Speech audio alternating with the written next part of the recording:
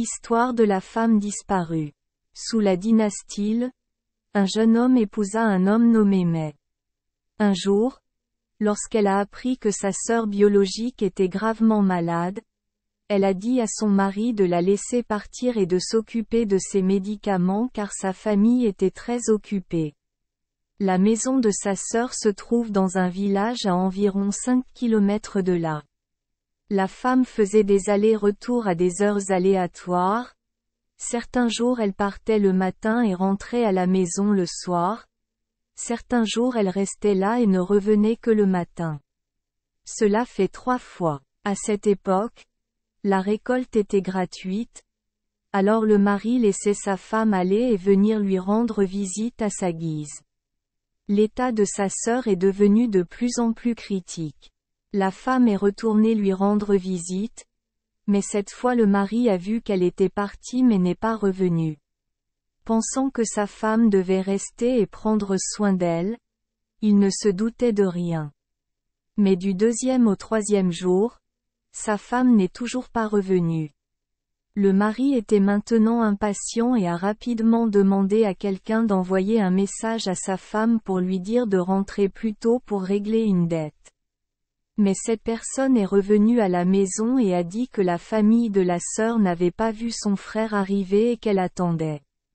En entendant cela, toute la famille Mai a paniqué et s'est rapidement séparée pour regarder partout. Mais pendant un mois de recherche partout, du marché à la gare maritime en passant par la forêt, je ne l'ai trouvée nulle part. Le mari a été extrêmement blessé et a finalement imputé la faute à sa famille. Un jour, il est venu semer le trouble, s'est beaucoup maudit, puis a porté plainte auprès du mandarin.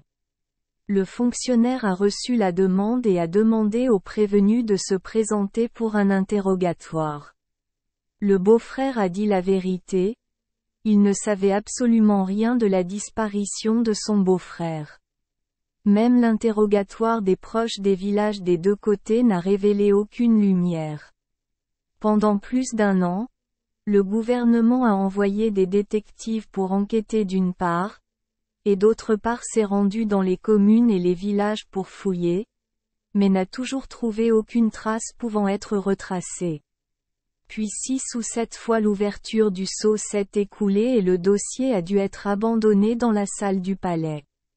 Les 2 nouveaux fonctionnaires se sont relayés pour rendre visite à l'ancien fonctionnaire mais n'ont trouvé aucun indice. Astérisque plus tard, un jour, un nouveau mandarin portant le nom de Nhu arriva. Même si le mandarin avait obtenu son doctorat, il avait toujours l'air jeune, à tel point que lorsqu'il se tenait au milieu du bureau du directeur général, personne ne savait qu'il était une personne de haut rang. En examinant les dossiers restants, il a semblé intéressé par cette affaire.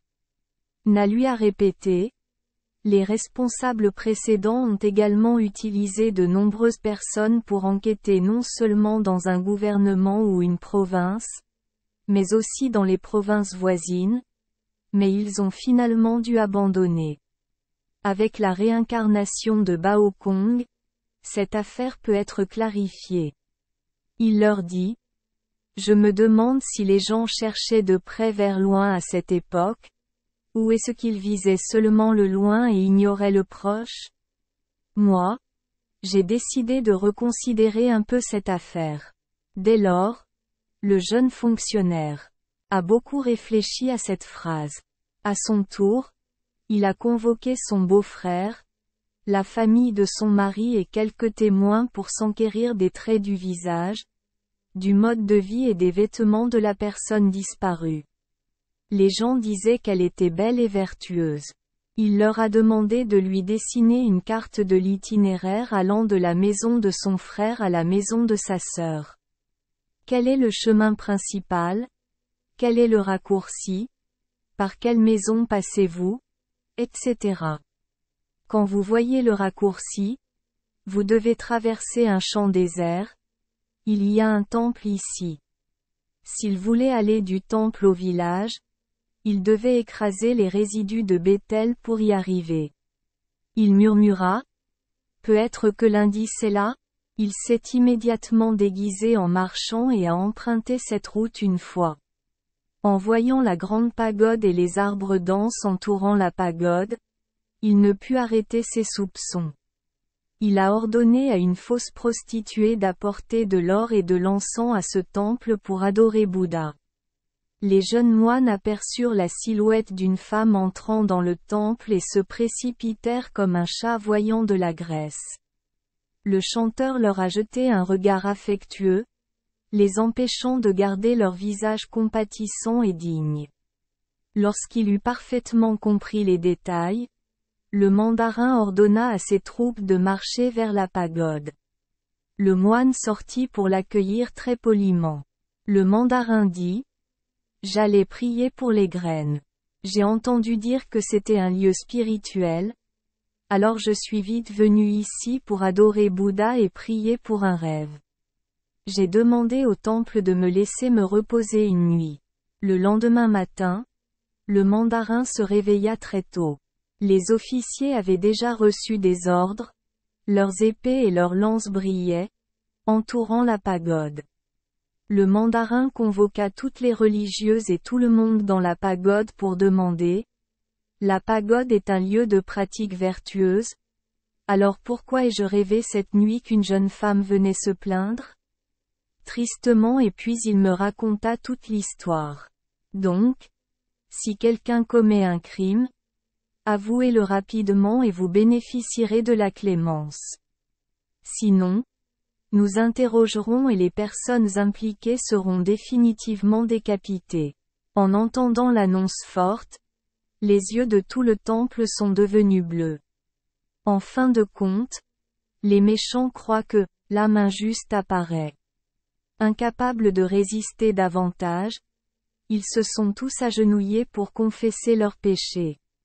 Heureusement, ce jour-là, c'était juste tôt le matin, lorsqu'ils ont vu une femme passer devant la porte du temple, 3 moines maléfiques se sont précipités dehors, lui ont couvert la bouche et l'ont emmenée dans les buissons pour la violer à tour de rôle. Puis, craignant de révéler l'histoire, ils ont étranglé la femme à mort et l'ont enterrée près de la pagode, érigeant progressivement des pierres sur elle pour la faire disparaître. Les soldats reçurent l'ordre de déterrer et trouvèrent effectivement les restes du malheureux. Le mandarin a appelé des proches pour venir le chercher et l'enterrer. Les moines maléfiques ont été emmenés dans la salle du palais pour y être jugés. Les jeunes moines qui échappaient à leurs fonctions officielles et se rendaient au temple, furent tous contraints de retourner à la vie laïque. Lorsque la nouvelle s'est répandue, tout le monde était ravi. Le roi rappela la famille NHU à la cour et les nomma ministres du ministère des Images. 1.